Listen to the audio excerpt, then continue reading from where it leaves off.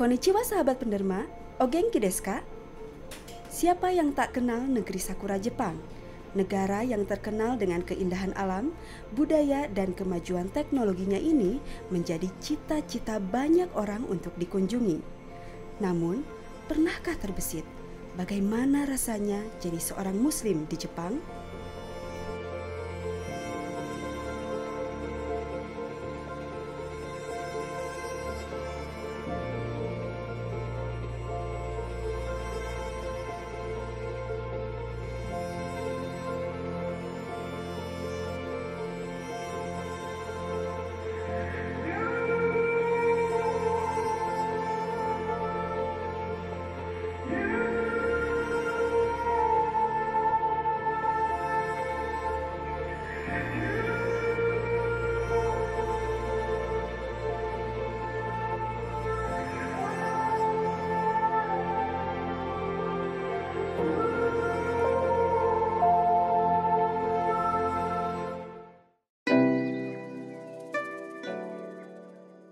Assalamualaikum warahmatullahi wabarakatuh. Perkenalkan, saya Satria Rusdi Putra, Muslim dari Indonesia. Saya juga merupakan alumni dari Masjid Salman ITB. Sebelumnya saya merupakan mahasiswa di Osaka University, dan sekarang saya sedang bekerja di Osaka. Dan seperti yang teman-teman lihat, di belakang ini merupakan bangunan dari masjid yang dinamakan Masjid Ibaraki Osaka. Masjid ini merupakan bukti perjuangan panjang selama 25 tahun proses pengumpulan dana, dan akhirnya pada tahun 2006 masjid ini akhirnya diresmikan. Dan di masjid ini merupakan salah satu pusat aktivitas keislaman yang ada di Osaka bagian utara, dan alhamdulillah sampai saat ini sudah tercatat 110 orang Jepang yang bermualaf, yang bersyahadat di Masjid Ibaraki ini. Asyhadu an la ilaha illallahu wahdahu la syarika lahu wa asyhadu anna Muhammadan abduhu wa rasuluhu. Dan di masjid ini juga menjadi sarana pernikahan antara mualaf Jepang dengan muslim dari berbagai negara. Dan kita pun bersyukur bahwa makin hari jumlah muslim yang datang ke Jepang semakin bertambah. Dan ketika Idul Fitri dan Idul Adha, Masjid Ibaraki ini tidak mampu lagi untuk menampung jumlah jamaah yang sangat banyak, sehingga kita harus menyewa gedung di tempat lain. Dan kita pun punya mimpi bahwa masjid ini akan menjadi Islamic Center dan menjadi pusat dakwah, dan juga menjadi madrasah bagi anak-anak muslim yang ada di sini, sebagai tempat mereka untuk menimba ilmu dan memahami akidah Islam. Okay, talking about the importance of the masjid for us, all people related to the university, the Osaka University, for all people related to the masjid, students or workers, is the only one place where we can gather and have Muslim activities in Japan. There is no other place around the university, and most of us are students or working in the university. So we really need this place to have some Islamic activities and to gather for the Muslim community. Purchase your tracks today.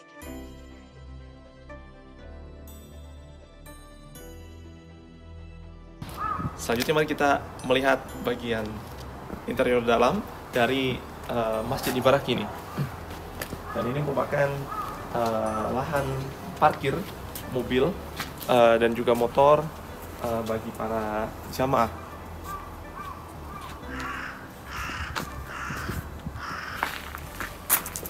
Dan lahan ini juga yang akan menjadi diproyeksikan gitu ya, untuk menjadi bangunan nanti ketika proyek expansion project ini sudah berlangsung. Oke, dan selanjutnya saya ingin memperlihatkan tentang bagian wudhu dan juga toilet gitu ya dari Masjid Ibaraki ini. Jadi bisa kita masuk dan lihat bersama bahwa di sini adalah area wudhu untuk ikhwan gitu ya, area wudhu untuk laki-laki, dan bisa dilihat ini area wudhunya ada air hangat juga ketika untuk musim dingin gitu ya, sehingga jamaah bisa nyaman untuk berwudu. Dan di sini ada toiletnya, mungkin bisa kita lihat juga karena toilet di Jepang agak berbeda dengan toilet di Indonesia gitu ya. Oke, dan ini toiletnya untuk jamaah laki-laki gitu ya. Ada bidetnya sehingga bisa untuk membersihkan atau berhadas secara nyaman gitu. Jadi seperti itu, ini adalah area wudhunya, dan mungkin ini juga area yang akan diperluas gitu ya ketika proyek expansion project ini akan berlangsung. Oke, dan ini adalah bagian dalam dari Masjid Ibaraki. Pintu masuknya di sini, juga pintu keluarnya juga di sini, dan ya seperti yang bisa dilihat ini bentuknya seperti rumah gitu ya, rumah bekas Japanese family sekitar 5 orang, dan kemudian dibeli oleh Masjid Ibaraki dan merupakan wooden house gitu ya. Ini rumah dengan struktur kayu Masjid Ibaraki ini, dan ini adalah ruangan utamanya untuk sholat bagi jamaah ikhwan. Dan di sini ada rak buku yang berisi Al-Quran dan juga berbagai buku dan kitab dari berbagai negara dan berbagai terjemahan. Di sini kita juga bisa melihat ada terjemahan Al-Quran dengan terjemahan bahasa Jepang, sehingga orang-orang Jepang pun bisa memahami bagaimana isi dari kalam Allah, dari kalamullah, dari kitab Al-Quran yang mulia ini. Dan ya, di sini merupakan tempat imam Masjid Ibaraki mengimami di sini di mihrabnya, dan kemudian ini merupakan area untuk jamaah ikhwan. Dan ada juga kaligrafi yang terpasang di bagian atas Masjid Ibaraki ini. Dan di Masjid Ibaraki ini juga menjadi menjual makanan-makanan halal, sehingga muslim dan jamaah di sini tidak kesulitan untuk mencari makanan-makanan yang halal, karena di Jepang ini sangat sulit untuk mencari makanan halal. Maka kita menyediakan makanan halal sehingga jamaah bisa membelinya di sini. Ada berbagai macam produk dari berbagai negara, ada beras basmati, kemudian ada berbagai macam bumbu-bumbuan gitu ya, ada juga kurma, dan di sini juga ada makanan beku atau frozen food untuk jamaah yang ingin membeli daging. Contohnya ini ada daging-daging frozen yang bisa jamaah beli di sini.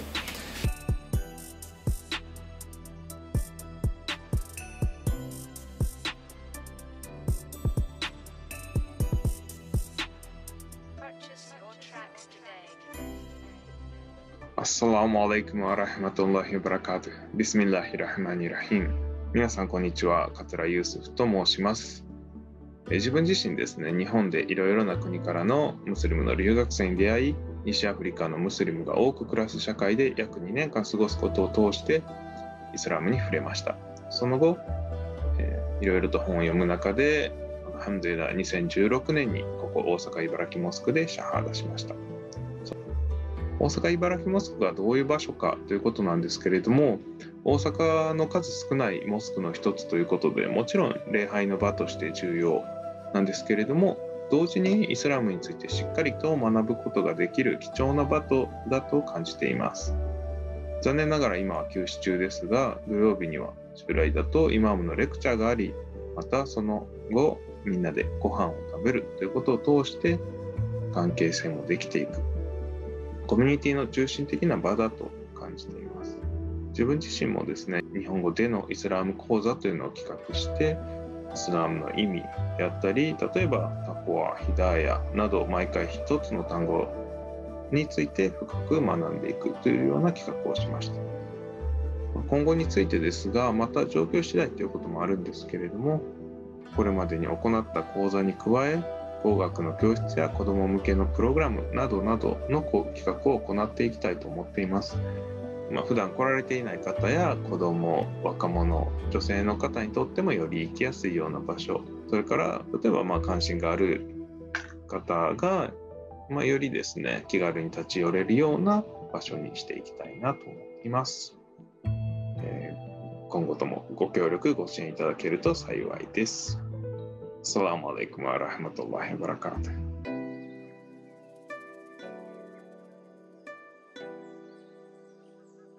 Selanjutnya, mari kita coba melihat bagian di lantai 2 dari Masjid Ibarak ini.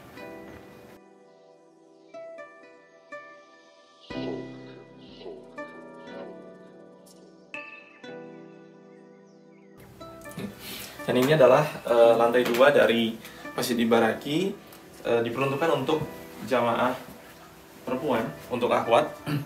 Dan di lantai 2 ini ada 3 ruangan. Ini adalah ruangan yang pertama, cukup luas, dan juga ada Al-Quran di sana untuk para jamaah bisa membaca Al-Quran. Dan di sini ada monitor juga, sehingga ketika ada acara pengajian di bawah, sehingga akhwat-akhwat yang di sini jamaah perempuan bisa juga menyaksikan imam sedang menyampaikan apa. Oke. Selanjutnya kita mencoba untuk ke ruangan yang lain di lantai 2 ini.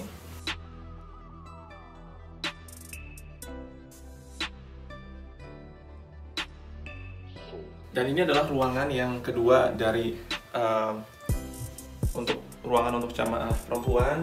Di sini bisa teman-teman lihat ada 2 syaf di sini untuk jamaah perempuan dan juga anak-anak. Dan di ruangan yang terakhir, ruangan yang ketiga, di sini ada ruangan lain juga untuk jamaah perempuan dan anak-anak. Jadi kadang-kadang anak-anak belajar mengaji di sini, belajar membaca Al-Quran di sini, ataupun juga kadang-kadang di lantai bawah gitu. Tapi semenjak ada corona ini, sehingga kita stop dulu banyak aktivitas di Masjid Ibarak ini gitu. Dan itu sekilas tentang bagaimana interior dalam gitu ya dari Masjid Ibarak ini. Cukup kecil untuk ukuran masjid jika dibandingkan dengan Indonesia gitu ya. Dan kita berharap bahwa saudara-saudara sekalian yang ada di Indonesia ataupun di tempat lain dimanapun berada bisa mendukung untuk program expansion project Masjid Ibarak ini. Semoga amalan dan juga donasi yang saudara-saudara berikan bisa menjadi amal jariah yang terus mengalir, bisa membumikan Islam di negeri Sakura. Sekian, Assalamualaikum warahmatullahi wabarakatuh. Okay, Ibaraki Mosque always brother, sister, imam help me. Also, they help each other. And here you have a peace. Here, masjid. They're here, and I want you to come. And this Ibaraki Mosque like me. Syukran. Jazakillah khairan. Masjid ini terletak di bagian utara Prefektur Osaka dan berada di dekat Osaka University.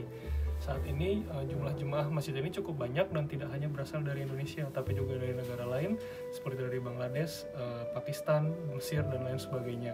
Akan tetapi bisa dilihat dari interior masjid ini untuk ukurannya tidak terlalu luas. Jadi dengan meningkatnya jumlah jemaah di Osaka bagian utara ini, keberadaan Masjid Ibaraki ini sangat penting untuk menjaga nafas dakwah Islam, khususnya di daerah sekitar sini. Oleh karena itu, program ekspansi Masjid Osaka ini sangat penting dan kami sangat mengharapkan bantuan dari rekan-rekan sekalian untuk dapat berpartisipasi dalam program pengembangan Masjid Osaka ini. Keberadaan Masjid Ibaraki bagi saya sangat penting karena sebagai minoritas di Jepang, terutama untuk tempat beribadah, kemudian tempat untuk mendidik anak dan untuk berkumpul bersama muslim yang lainnya. Keberadaan Masjid Ibaraki ini sangatlah penting. Kenapa? Karena masjid di Jepang itu fungsinya ya tentu untuk ibadah salah satunya yang utama. Dan di lain sisi fungsi masjid itu juga mereka menyediakan makanan-makanan halal yang sangat membantu untuk kita para muslim yang berusaha mencari makanan halal yang untuk saat ini mungkin masih agak sulit. Alhamdulillah dengan adanya masjid itu kita masih jadi sangat terbantu. Alhamdulillah, I can come to do my daily prayer, alhamdulillah. And this is a big gift from Allah subhanahu wa ta'ala to have a masjid in this area. The Muslim community here, mashallah, we have around 400 to 500 people, alhamdulillah, including men, women, children. And as you can see, our masjid is like old Japanese house, and now we are trying to expand this masjid. So I am encouraging all the people all over the world, Muslim people and even non-Muslim people, to support our masjid, inshallah. Okay, alhamdulillah, like we have the Ibaraki Mosque here, which is very close to our university, Osaka University. When I came here in Handai, in Osaka University, like 5 years ago, like other brothers and sisters, we need a guidance. We need a center for practicing our Islam, and we need a proper guidance. And alhamdulillah, we are very lucky that we have the Ibaraki Mosque with us in which is very close to Handai. Why Ibaraki Mosque is important for me is I think I learned a very important lesson in Ibaraki Mosque, that brothers here coming, they love each other for the sake of Allah. And this teaching is a very important teaching in Islam, and I got this realization when I came to Ibaraki Mosque. This brotherhood between the brothers and the love between the brothers, this is evolving with this Ibaraki Mosque. So this is very important as a Muslim in a non-Muslim country. Alhamdulillah, by the grace of Allah subhanahu wa ta'ala, now the number of Japanese native Muslims have been increasing day by day. As you might be knowing, that more than 100 Japanese brothers have reverted to Islam, and accordingly we need many facilities, not only the place for the prayers, but also place for giving them a kind of Islamic environment. And alhamdulillah, the number of the children is also increasing. We need to have a place for their education, not only just to let them know about the science, physics, but also about Islam, about Islamic history, about they need to know how to pray, they need to know how to behave as a Muslim. So for these things we need lots of facilities, which is, as you can see now, it is not possible. So we decided, alhamdulillah, to expand our project. We are targeting more than, from now 10 years ahead of now. So alhamdulillah, inshallah, the number will increase by day. Jazakumullah khairan. We need your support. Alhamdulillah, the number of brothers in this area, more than 300 people. And the masjid is very small, as I explained to you, just as a Japanese house. So the number is increasing, and the place is still small and not enough for all people. That's why we are thinking to have some expansion for that place, to be enough for the brothers who are coming every time to pray in masjid, and to have the activities like ta'aleem, like many activities we have, alhamdulillah rabbil alameen. That's why we are encouraging all brothers and sisters all over the world, inshallah, to help us and to remember the great reward of Allah subhanahu wa ta'ala by helping any Muslim community to have masjid. As we know, to have masjid or to share of building any masjid, it's a very great thawab of Allah subhanahu wa ta'ala for the people participating for that. The Prophet Muhammad sallallahu alayhi wa sallam, according to the hadith narrated by Abdullah ibn Umar radiyallahu anhuma, the Prophet sallallahu alayhi wa sallam said, when a person passed away, his amal will be stopped except from three sources. The first one, sadaqah jariyah, ongoing sadaqah. The sadaqah which you are giving, and this sadaqah will continue benefiting the people until the day of judgment. And of course, to build masjid or to share even with small amount to build masjid, inshallah, Allah subhanahu wa ta'ala will reward you, and the reward will be going even after your death. For that, I encourage all the brothers and sisters to help us, inshallah, for our new project of Osaka Ibaraki Masjid. Mari bersama kami tebarkan semangat Islam yang rahmatan lil alamin di Jepang dengan berwakaf untuk Masjid Ibaraki Osaka.